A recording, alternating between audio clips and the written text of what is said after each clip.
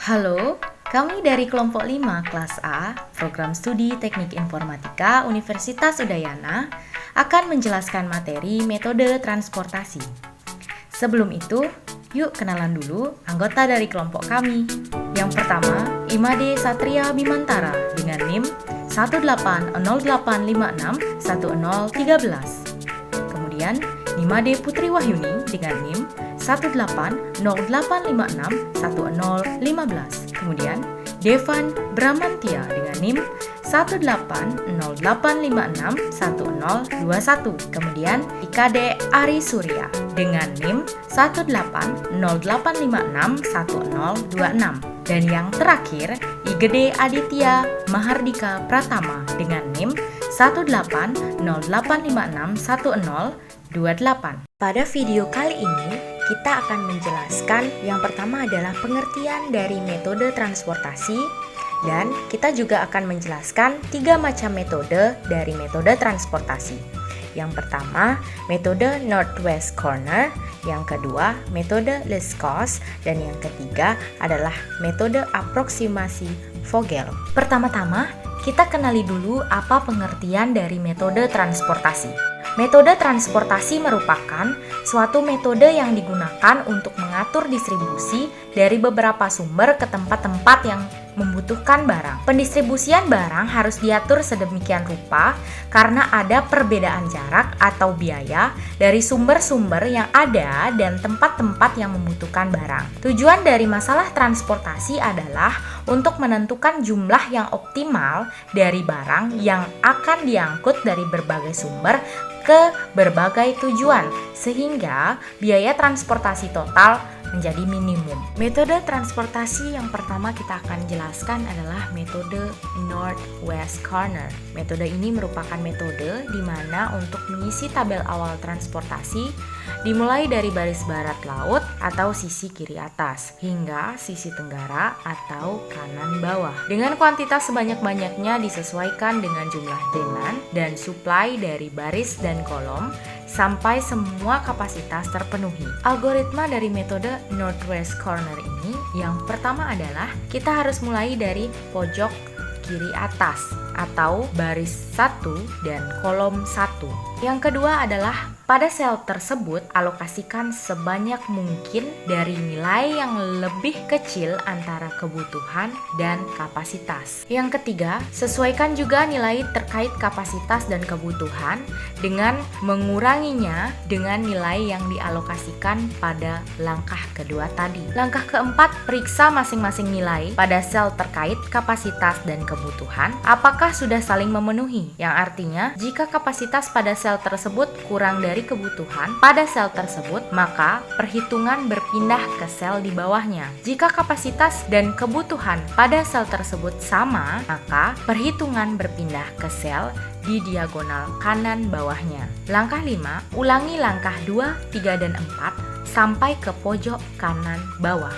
Yang terakhir adalah hitung biaya transportasi dengan menjumlahkan semua cost dari sel yang berisi dikalikan dengan nilai pada sel tersebut. Untuk lebih memahami bagaimana metode Northwest Corner ini, mari kita simak soal berikut ini. Dan soal ini adalah soal yang sama nantinya yang kita akan gunakan untuk menyelesaikan ketiga metode transportasi ini. Soalnya adalah pada suatu perusahaan yang bergerak di bidang pembuatan semen mempunyai 3 pabrik di Jakarta, Sumatera, dan Bali. Perusahaan menghadapi masalah alokasi hasil produksi dari pabrik-pabrik tersebut ke gudang-gudang penjualan di Kalimantan, Sulawesi, dan Jawa Timur. Kapasitas pabrik Jakarta menghasilkan 90 ton, pabrik Sumatera menghasilkan 60 ton, dan pabrik Bali menghasilkan 50 ton. Sedangkan kebutuhan gudang Kalimantan sebesar 50 ton, gudang Sulawesi sebesar 110 ton, dan gudang Jawa Timur sebesar 40 ton.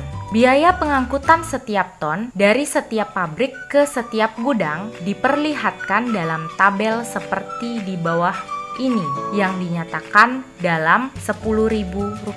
Berapakah total biaya transportasi dengan menggunakan metode Northwest ini? Mari kita buat terlebih dahulu tabel transportasinya. Dan pertama, kita mulai dari sel pojok kiri atas, tepatnya pada kolom Kalimantan dan baris Jakarta. Nilai kapasitas dari sel tersebut adalah 90 dan kebutuhannya adalah 50.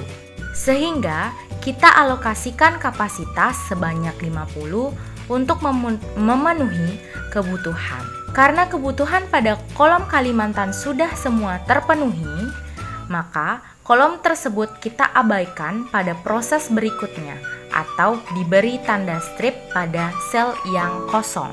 Selanjutnya, kita cari sel pojok kiri atas dari hasil proses sebelumnya, tepatnya adalah pada baris Jakarta dan kolom Sulawesi. Nilai kebutuhan pada kolom Sulawesi adalah 110, sedangkan kapasitas pada baris Jakarta yang tersisa adalah sebanyak 40, sehingga kita alokasikan semua kapasitas yang ada untuk memenuhi kebutuhan, yakni sebanyak 40. Karena kapasitas pada kolom Jakarta sudah habis, maka pada proses berikutnya kita abaikan baris Jakarta atau diberi tanda strip. Kemudian kita cari lagi sel pojok kiri atas dari hasil proses sebelumnya, tepatnya pada baris Sumatera dan kolom Sulawesi. Nilai kebutuhan pada kolom Sulawesi adalah 110, tetapi pada proses sebelumnya sudah dipenuhi sebanyak 40, sehingga kebutuhannya sekarang adalah 110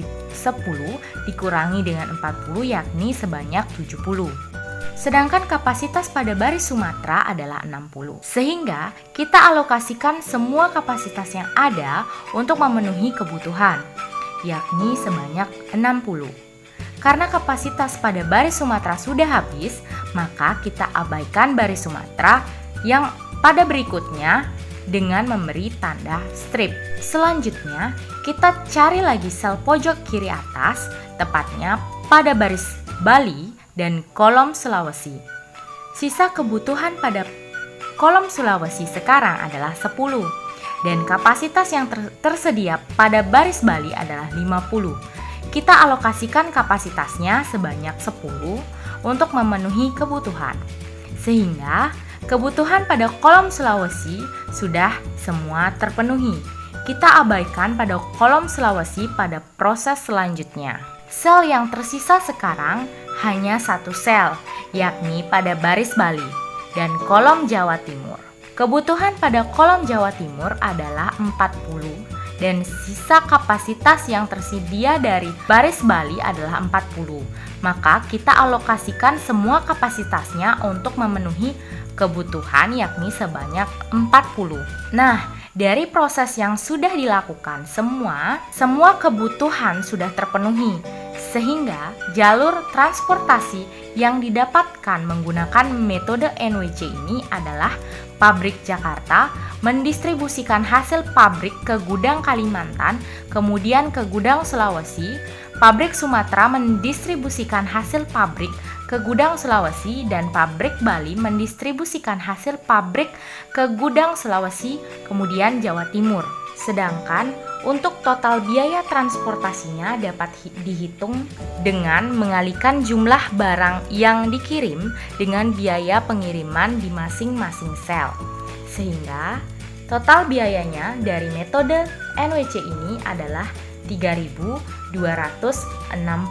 Metode transportasi yang kedua adalah metode transportasi least cost atau biaya terendah. Metode transportasi least cost adalah salah satu metode transportasi untuk mencari solusi awal dengan cara mengalokasikan output pada biaya transportasi yang paling minimum terlebih dahulu. Prosedur atau langkah metode ini, yang pertama adalah membuat tabel transportasi. Yang kedua, pengisian sel dimulai dari sel yang memiliki biaya terendah. Yang ketiga, besarnya sel yang akan diisi disesuaikan dari kapasitas dan permintaannya sebesar mungkin. Yang keempat, jika kapasitas atau permintaan telah terpenuhi jumlahnya, Maka pada perhitungan selanjutnya, baris atau kolom kapasitas atau permintaan yang sudah terpenuhi tersebut tidak ikut dalam alokasi berikut, dan yang terakhir adalah ulangi langkah tersebut sampai kapasitas dan permintaannya terpenuhi. Untuk lebih jelas memahami metode least cost, mari kita coba dengan latihan soal. Pertama, kita tentukan terlebih dahulu biaya terendah pada tabel ini. Di sini kita lihat bahwa sel dengan biaya terendah adalah sel Sulawesi Jakarta dengan biaya 5. Kolom Sulawesi memiliki kebutuhan 110, namun kapasitas pada baris Jakarta adalah 90. Maka pada sel ini kita berikan 90. Karena sel Sulawesi Jakarta telah menggunakan semua kapasitas pada baris Jakarta, maka sel Kalimantan Jakarta dan Jawa Timur Jakarta dapat kita beri strip, yang artinya pada sel tersebut sudah tidak bisa lagi diberi nilai. Selanjutnya, sel yang memiliki biaya terendah yaitu sel dengan biaya 10, yaitu Jawa Timur Sumatera dan Sulawesi Bali. Di sini kita berikan nilai pada sel Sulawesi Bali terlebih dahulu. Kapasitas pada baris Bali adalah 50 dan kebutuhan pada kolom Sulawesi sekarang adalah 20. Karena sebelumnya kolom Sulawesi sudah diisi sel Sulawesi Jakarta dengan nilai 90, maka sel Sulawesi Bali kita berikan nilai 20. Di sini kita lihat bahwa kebutuhan pada kolom Sulawesi sudah terpenuhi, maka sel Sulawesi Sumatera kita beri strip. Sel dengan biaya terendah selanjutnya adalah sel Jawa Timur Sumatera dengan biaya 10. Kolom Jawa Timur memiliki kebutuhan 40 dan kapasitas baris Sumatera adalah 60. Maka kita beri nilai 40 pada sel Jawa Timur Sumatera. Kapasitas kolom Jawa Timur sudah terpenuhi, maka sel Jawa Timur Bali kita beri strip.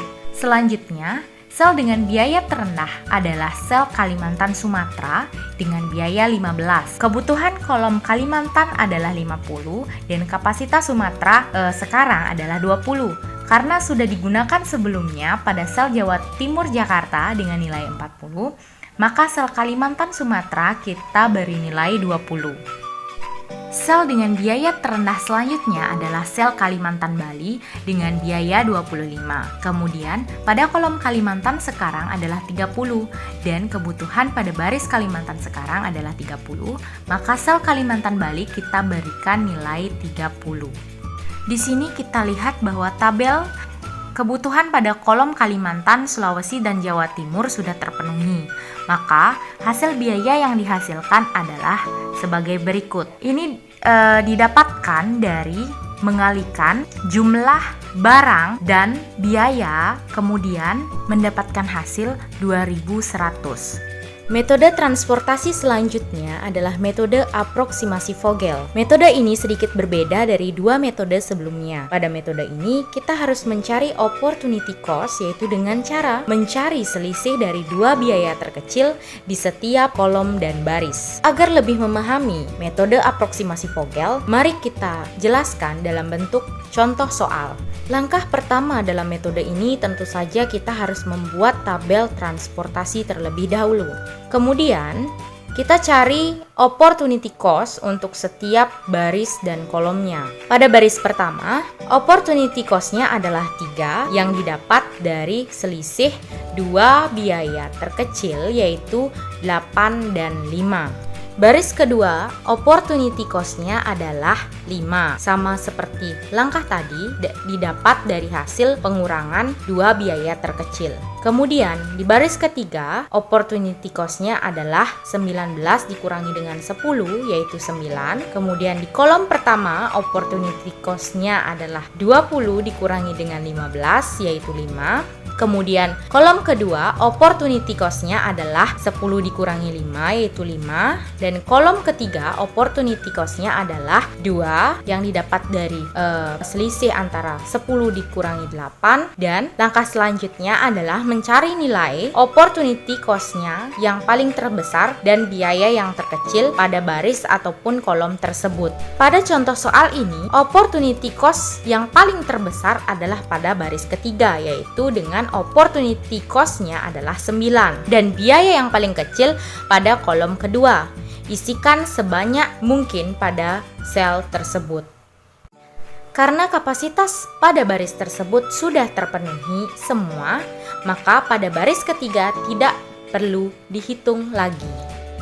Karena baris ketiga sudah tidak dihitung lagi, maka opportunity cost-nya akan berubah. Kolom pertama, opportunity cost-nya adalah 5, kolom kedua 15, dan kolom ketiga 2. Selanjutnya, kita cari lagi opportunity cost yang terbesar dan lakukan langkah-langkah seperti sebelumnya hingga semua kebutuhan terpenuh. Opportunity cost terbesar terdapat pada kolom kedua yaitu 15 dan biaya terkecilnya adalah 5. Alokasikan sebesar 60 pada kotak tersebut karena kebutuhan kolom kedua adalah 110 dan sudah dialokasikan sebanyak 50 sehingga masih membutuhkan sebesar 60. Karena kolom kedua sudah terpenuhi kebutuhannya, maka kolom kedua tidak akan dihitung lagi. Selanjutnya, hitung lagi opportunity cost yang baru. Baris pertama, opportunity cost-nya menjadi 12. Kemudian kita akan mencari lagi opportunity cost terbesar yaitu 12 tentunya, dan biaya terkecilnya adalah 8. Dan alokasikan sebanyak 30 karena kapasitas pada baris pertama sudah berkurang dari 90, sudah terpakai 60 dan tersisa 30. Karena kapasitas pada baris pertama sudah terpakai semua, maka tidak akan dihitung lagi. Selanjutnya, hitung lagi opportunity cost yang baru. Kolom pertama dan ketiga tidak ada opportunity cost-nya karena hanya tersisa satu kotak saja. Jadi yang tersisa adalah baris kedua. Pilih biaya yang terkecil yaitu 10 dan alokasikan sebanyak 10 karena kebutuhan pada kolom ketiga adalah 40 dan sudah dialokasikan sebanyak 30. Jadi hanya berkurang 10. Dan terakhir, hanya tersisa satu kotak lagi dan alokasikan sebanyak kebutuhan pada kolom pertama tersebut. Setelah semua terisi, didapatkan hasil biaya yang harus dikeluarkan adalah sebesar 1.890. Nilai ini diperoleh dengan mengalihkan jumlah barang yang dikirim dengan biaya pengiriman di masing-masing sel. Dari ketiga macam metode transportasi, Northwest Corner, metode least cost, dan metode aproksimasi Vogel yang telah kita coba dalam contoh soal yang sama, masing-masing menghasilkan total biaya yang berbeda. Di antaranya, metode Northwest menghasilkan 3.260, metode least cost menghasilkan 2.100, dan metode aproksimasi Vogel menghasilkan 1.890. Jadi, kesimpulannya, total biaya yang paling minimum adalah menggunakan metode aproksimasi Vogel. Jadi itulah tadi penjelasan mengenai metode transportasi dari kelompok kami. Semoga video ini bermanfaat ya, dan sampai jumpa di lain video.